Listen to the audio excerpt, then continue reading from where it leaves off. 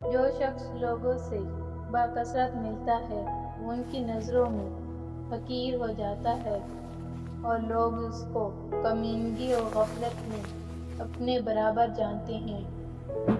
نماز نے دل کی حاضری کی تدبیر یہ ہے کہ الفاظ کے معنی پر خیال رکھیں۔ میرے رب کا محبت کا اندازہ بھی نرالا ہے۔ سب کچھ دے کر بھی کہتے ہیں ہے کوئی مانگنے والا۔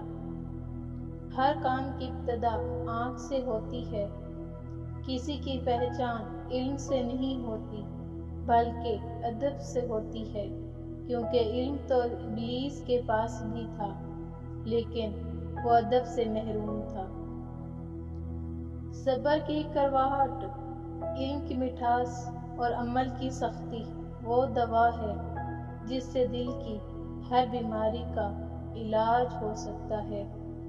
تم پردے میں وہ کام نہ کرو جو لوگوں کے سامنے نہیں کر سکتے۔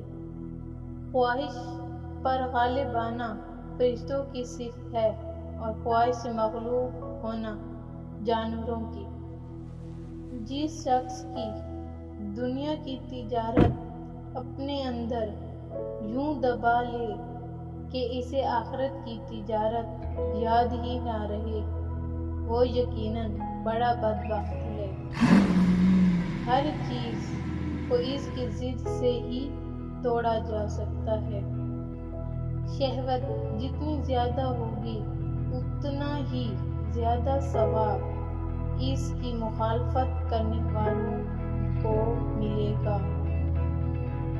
انسان کا سب سے بڑا کارنامہ یہ ہے کہ وہ اپنے دل اور زبان کو